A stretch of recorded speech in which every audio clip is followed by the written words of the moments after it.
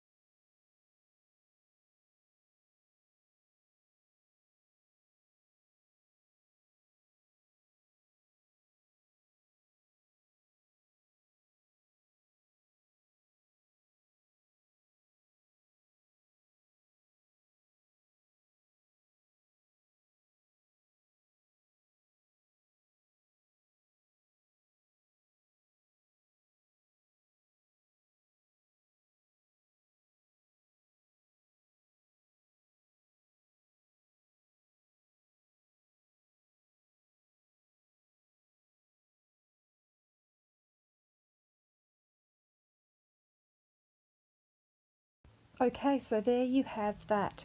We've got focus in the front. Now I'm going to splay the bristles and I'm going to apply a little bit of dry brush technique. Remember, this is what we've done in a previous video. The pressure is light. I'm barely touching the paper, but you can see I'm adding strength of colour and flicking it out, so I'm leaving a really soft edge, and it's just giving me that extra little bit of detail and information about that flower. So any flower that I want to have focus on, now at the end it's time to put in those little bits of detail that just give you more identity and more focus on that flower. So now I'm going to draw up the next example. I'm going to use an ultramarine pencil. I've got a few different brands. For this one I'll just use the Derwent pencil. Because it is a very cool blue, it's good to use for something that's in the distance. Now I'm just making these trees up. You can use any type of tree trunk or have a reference picture if you want, but I'm just doing some thicker, which are closer, and thinner, which are further back. Now because I've drawn quite heavily, the water's going to run a little bit blue. Just don't worry about that. But what I'm using is a nice flat brush, and I'm just wetting my parameters that I'm painting inside with some nice clean water. Now this time I'm going to mix up a few colours. I'm just using my usual Derwent palette, but any brand of paint is fine as long as it's a mid to dark brown. And then I'm using my yellow ochre as my light brown colour. And then some sky blue. So I'm starting with my phthalo blue, very watery, but I'm adding it to the page as the page is already wet. Remember that. So that means that the colour I'm adding has no really hard edges. If there are hard edges, like there's a few here, I'm just adding more water to my brush and then softening it. It just means that you didn't lay down enough water to begin with, and it's dried too much while you were getting your colours prepared. That's okay. There's no rule to say you can only wet the page once. So I'm going in now and I'm getting my green, my darker green, because while that's wet, I want to give some idea of grass or ground behind the foreground trees and obviously into the trees back into the distance. And that means, again, no hard lines. So remember, you may have to wet your brush and add more water, or you may have to dry your brush off a little bit and lift some colour out. That's fine. We're not being specific here either. I'm just trying to show you an example of how this technique can be used. So don't wear yourself out trying to make it into a lovely painting. With this technique, you'll notice it's very different from the previous one where we started with the subject first and then painted in the background. So this time I'm specifically taking you around the other way. We've drawn up our subject. I want this one tree to be in focus, one or maybe two. I don't really mind so much about the rest, but I specifically drew them up just to give me the location, and that's all. I can add in darker, stronger colours to my most focused front trees as I go along. Remember, we paint light to dark. So here I'm just adding, still to very wet paper, I'm adding my darker brown, but because it's runny and because it's soft, it's just looking like it's in the distance, blurry. That's exactly what I want. I have to be aware with this technique of the drying of the paper, and that's something that this technique will force you to be aware of and practice, perhaps, because if it's an epic fail for you, this example, it's possibly because you haven't put enough water on, or it could be that you haven't taken the time to allow the painting to dry before you do your main focus tree, because if the paper's still too damp, you will not get hard edges on your tree. So here we go. My dark brown, and I'm adding a little bit of ultramarine blue to give me that shadowy brown. And you can see now the page is dry enough that I have got this really lovely, sharp, hard edge to my main focal point, which is my front tree.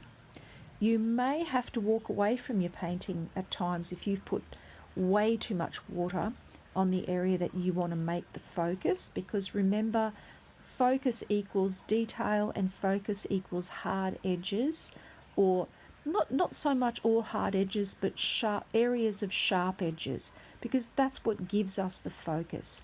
It's that dynamic, because it's stronger and bolder and sharper than everything else on the paper.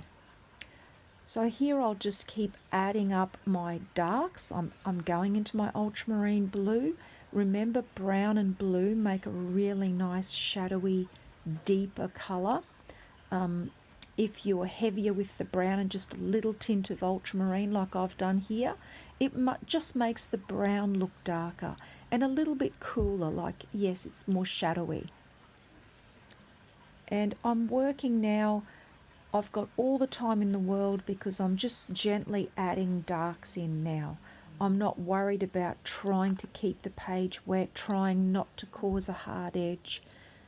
So you may find this order, which is the opposite to the first demo I did, you may find that this is more your style, more relaxing for you to do. The main difference is that the prep that you have to do for this one is really remembering where you want your key features to be to remain dry. You don't want to put your first wet down everywhere and then realise that your maybe strong coloured blue sky has run into your main tree, because then your tree will be too blue and you'll have to go really dark with no areas of light. So be aware that even though I sort of started with a really light sky blue, if I wanted to put a stronger blue in, I wouldn't have wet the area of my one main focal point tree. I would have wet all of the paper except that tree, because I wanted to keep that clear to have some lighter areas, and then the blue sky would have ruined that. So yes, some planning. The main thing for me is that you have to, or don't have to, but it's easier if you have all your colours planned. So you're not wasting time mixing colours and the page is drying as you're colour mixing. So here I've just used my round brush, my small to medium round brush, I guess, about a size 3 or 4. And I'm just You can see I've added in some warmth to the green. So I mixed my dark green, my light green, a little tiny touch I think of burnt sienna, and added yellow ochre. So that gives me a more vibrant, rich colour which automatically pulls you forward. So that makes me understand that this greenery, this shrubs or grasses are in the foreground because they have more brightness of colour. That's another thing with this kind of painting. You use softer, duller or bluer greens in the distance, and then in the foreground you'll use more richer tones, and you put in orangey green and yellowy green and vibrant green into the foreground. And of course everything is sharp and in focus. I'm using the wet on dry technique, but it's almost dry on dry. It's almost dry brush because there's not much moisture on my brush and the paint's not runny and my paper is just a little bit damp. So I don't really know why I'm adding this little bit. I'm thinking of paper barks or something, but I'm just going to show you, just by keeping on adding with darks, I guess you can perhaps over darken things, but I think your brain screams at you if you're on your way. So it's easy to leave things too weak and too light, and it's a little bit harder to go overboard with your darks. So I hope you have a go at this technique. It's really fun. Now I thought I'd do some lampposts because it's good to do something that's structural, that actually has got hard edges. So I might speed up with this one and not talk so much because it's getting a bit long, this video. Sorry.